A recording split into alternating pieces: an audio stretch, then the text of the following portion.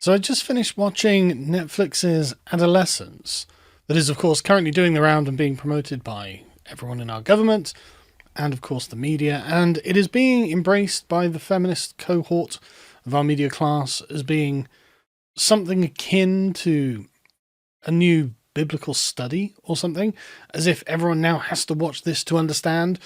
And I just finished watching it, as I said, and I mean, it just makes them all look really bad, right? If you actually watch this, you realize that actually they are all the villains of what is happening in Adolescence. Everyone around Jamie has contributed, Jamie being the name of the young boy who killed the young girl, has contributed to him becoming a killer in some way. And it's a damning indictment of modern Britain, and I don't know if it even means to be. It's such a bizarre thing that when you read through these summaries of each episode, they're kind of accurate, but there are other things about it that aren't really included in the synopsis.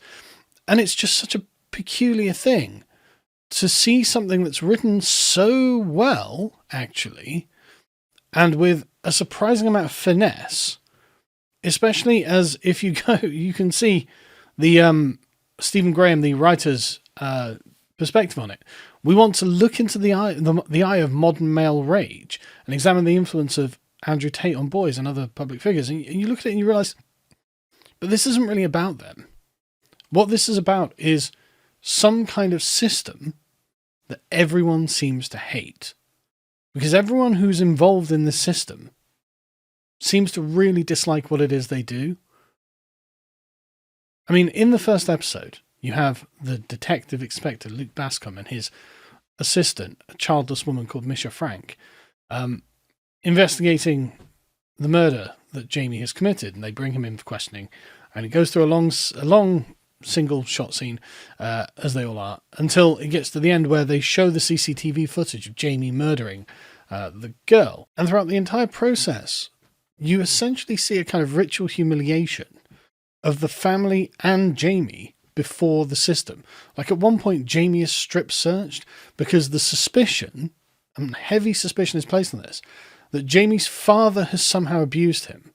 Whereas Jamie's father is shown to be nothing but an upstanding man who shows his son, we get to see him showing him plenty of love and affection and trusts him when Jamie says, I didn't do it. He says, right, well, that's okay then, son. Then, you know, you've got nothing to fear, which is how I would have responded were this my son. I would have taken him at his word. And when it turns out, when you see the stabbing, it's Eddie, his father, who... It's a harrowing scene. It's a difficult thing to watch. But what happens up until then? Well, you have the cold, emotionless, and frankly difficult to deal with system where everyone seems to be acting like a prisoner of it, going along until eventually, after all of the humiliation and all of the abstractness of the system is applied, you finally get Jamie and Eddie left alone together, and there's a difficult moment to watch between the father and son. And so in episode 2, as it says, Bascom and Frank visit the secondary school to try and find out more. And what's strange about this is that the students are deeply uncooperative with the police. Especially there's Jade, who's an African immigrant, it seems, who's best friends with Katie, the girl who was murdered. And she seems to genuinely hate the police and seems to blame them or something like that. And that's a very difficult thing for them to understand. And she then goes and beats up literally beats up Ryan, Jamie's friend. Now, I mean, it's one thing being like, okay, well, it's a teenage girl beating up a teenage boy like she's some MMA fighter. Probably not something that's ever really happened. But the point is, why is she doing this? Right? And it turns out that the girl that was stabbed, Katie, had been orchestrating a cyberbullying campaign against Jamie, the boy who stabbed her, on the basis that she is calling into question his dignity as a man by calling him an incel. And this campaign of cyberbullying is something I think, I guess the implication is they've all been taking part in it, apart from his friend Ryan. And this is why they didn't want to speak to the police. Because, and we don't really know how long the campaign of cyberbullying has been going on for, but it's obviously a little while. But it's being done in code, right? The kids are using emojis to transmit messages that, of course, the parents don't understand. So when they look at Instagram, these actually don't look like offensive messages, but the offense is in the kinds of emojis. And what's interesting is that Jamie isn't a part of the manosphere. He doesn't watch Andrew Tate, or at least not that we've shown in the series.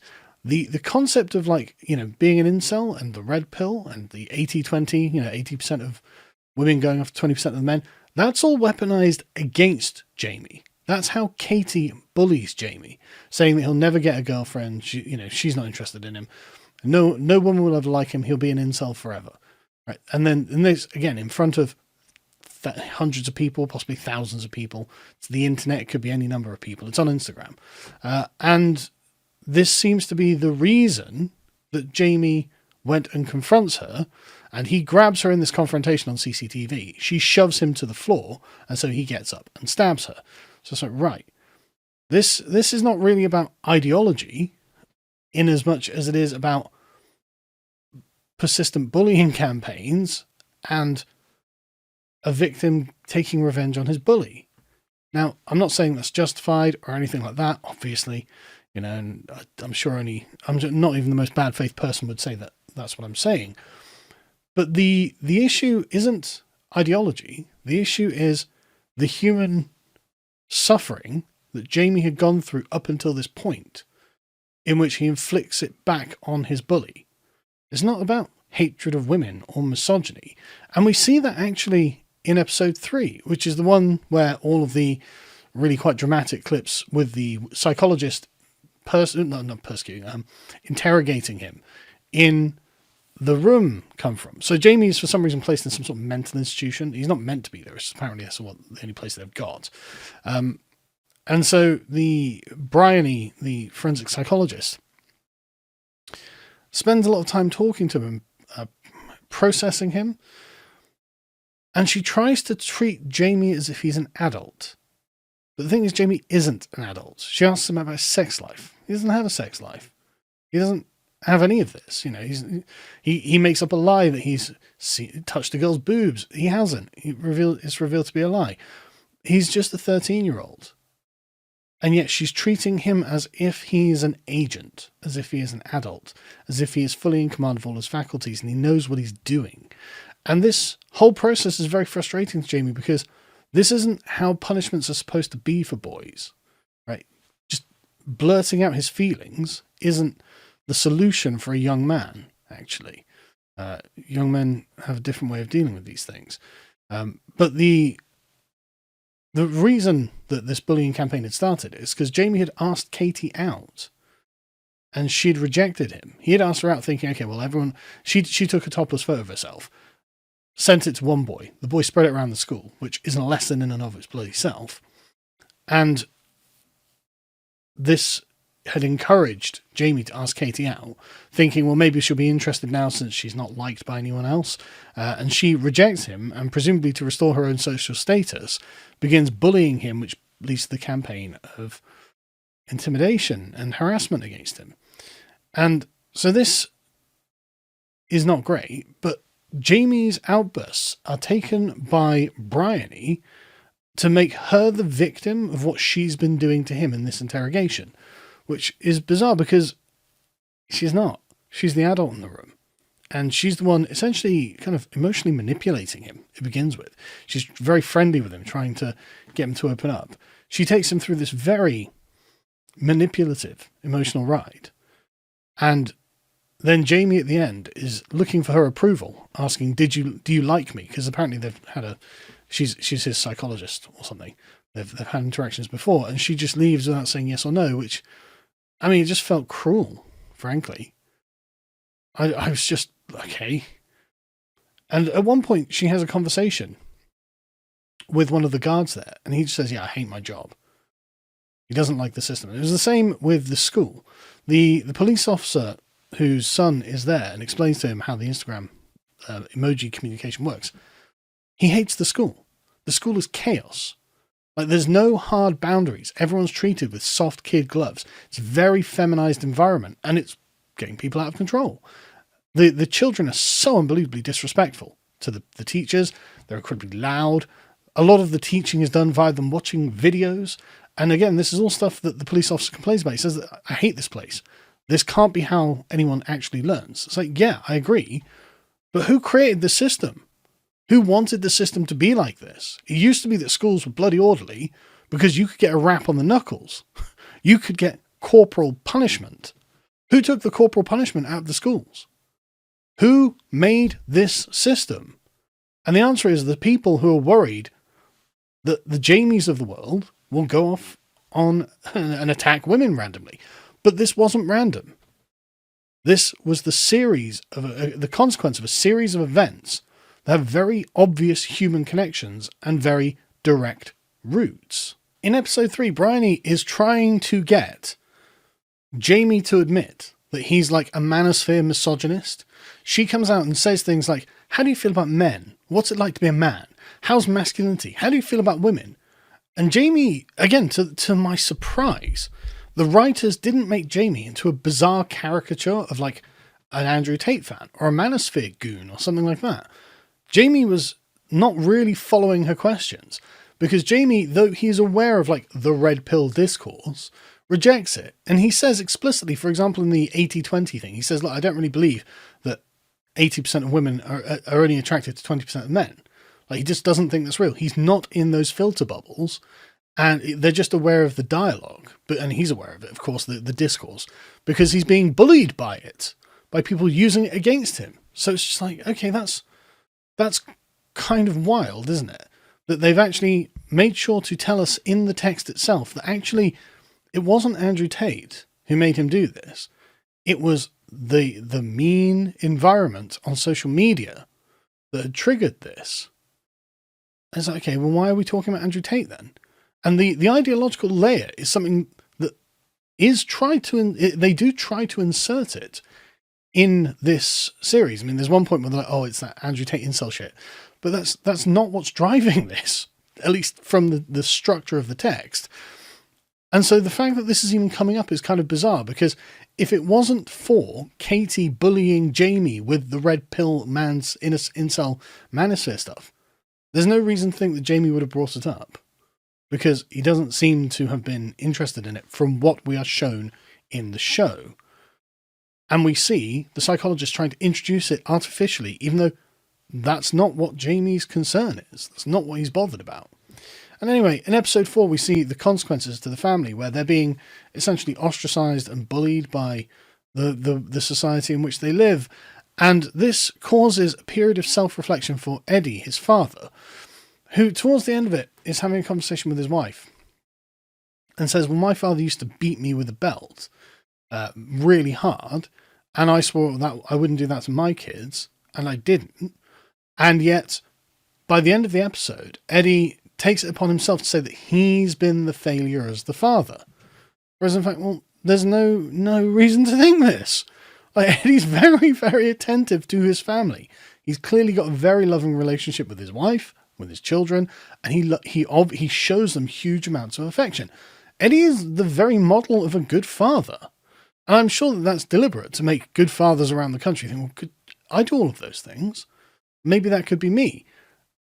And they sit there and go, well, he was on the computer a lot, therefore he must have been radicalized by Andrew Tate. But we already know that the reason that he committed this, as they showed us in episode 3 and 2, is that he was being bullied at school on social media. The real villain of the piece is social media and the unfettered access that it gives young people to one another. There's no escape. When I was a kid and we didn't have smartphones, let alone social media, if you didn't want to be bullied, you'd go home. And they couldn't come with you. But they're always on your phone. You're always getting the notifications. And it wasn't just like half a dozen people. It could be hundreds. I can't even imagine what that does to young people now. But the point is that there's nothing Eddie can do as a man to solve the problems, because the problems are a product of the system in which he lives and has very limited agency over. Everything is outsourced to an official, a functionary, a bureaucrat, an expert, and they come in, and with their position in life, and many of the positions are held by women who don't understand what the young man is going through, well, they can't empathise. They can't solve the problem. They go, well, it must be misogyny then, it must be Andrew Tate, but that's not the issue. The issue is that there's nothing, for example, Jamie can do against a woman calling him an incel, or a girl calling him an incel. Right? He just has to sit there and suffer the public ritual humiliation of this. There's nothing he can say. There's nothing he can do. There's no court of appeal in any of this. Not only because the parents, the adults, have no idea this is going on. Right? The children, the son of the police officer has to explain it to the dad. No, these images mean this. Right? This is a bullying campaign that Jamie is being subjected to, which is, of course, and the kids, I think, feel culpable in what has happened because of what they did to Jamie. And so there's no court of appeal for Jamie on this. And so it really seems that the story was either going to end in one of two ways. Either he murders Katie or he commits suicide, neither of which are good endings. They're both terrible endings. So what can be done? What are the issues? What are the solutions here? Because it's not a hatred of women that fuels Jamie. Jamie doesn't hate women. He seems to actually quite like women. He seems to be a fairly normal teenage boy when it comes to women. You know, he posts pictures of scantily clad women in their underwear on his Instagram post with misogynistic comments alongside. But you're not showing the comments, but it's implied that, you know, he just finds them attractive, right? This is what he's kind of into with girls, which is pretty brave at 13, I suppose, but there we go. The point being, it's the system. Everything about the system is the problem. I mean, the kids have their phones in classes. And they're constantly, you see at least 2 or 3 times when they're walking around the episode of the school, when they walk around, people being told off for having their phones in the classrooms. Okay, well, they probably shouldn't have those, should they? That probably should be completely forbidden under all circumstances. The kids are totally disrespectful for the teachers. The teachers are completely slack. The police don't seem to be very emotionally involved in anything. They're very bureaucratic, actually, and distant, and are happy to put Jamie through sort of a kind of ritual humiliation just in order to make sure his dad's not abusing him, even though there's literally no reason to think that he would have been. And come the end of it, Eddie is kind of losing his mind. The dad is kind of losing his mind because he's being bullied by his own neighbours and their children, and he nearly beats one of them up because he's at his wit's end because there's nothing he can do. And that's kind of terrible, isn't it? So anyway, I don't think that Adolescence transmits the message that we're being told that it does. I actually think that what it reveals is that there are many young men, as Bill Burr once put it, living lives of quiet desperation. And this used to be something that only older men had to go through. But now we've made our society so unisex, and we've stripped away so much that was designed to protect the dignity of young men that they've got nowhere else to go. And so what are they left with? Terrible results that nobody wants. Nobody wants anything like this to happen, but it does happen. And I've seen a lot of people saying, well, hang on a second, this is a race swap thing. It's like, yes and no. It's not that the facts that you're citing aren't correct, but there are examples of there was one in Wales, like a 16-year-old white kid killed or 15-year-old white kid killed a 14-year-old girl, both white. And there are other examples around, and it's not strictly speaking that this is the case, that it's just, a non-white kid did something to a girl and therefore they've swapped it over. No, what this speaks to is a much more difficult issue to grasp, because it is something I think is really happening to a lot of young people, and for them, life becomes very difficult. And I'm very sympathetic to that. I don't want to see young men being turned into Jamie, but that means that young girls probably should make sure that they're not becoming Katie. And it also means that the people who are running the system that's creating this state of affairs where this happens, I mean, I'm telling you, this never happened when I was a kid. I'd never heard of anything like this. And yet a quick Google search will find that the examples that the authors use, they're substantive. They really do exist. And so this is something that's changing in society, and you've got to get to grips with it. If we don't, then we're just abandoning our young people to the wolves, putting them in the state of nature and saying, good luck with the internet, you're on your own, who knows what can be done to you, and who knows how that will affect you psychologically and what your response will be.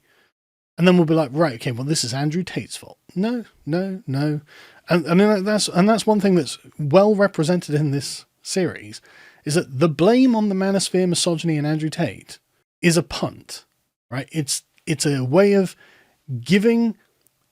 alleviating themselves responsibility. So no, if we can just blame this on Andrew Tate, then actually there's nothing wrong with the system, and actually we can just get rid of the Andrew Tates of the world and the system's perfect. That's not the issue here. That is absolutely not the issue. And Adolescence makes that pretty clear. The issue is not online radicalization. The issue is what the system itself does. And the purpose of a system is what it does.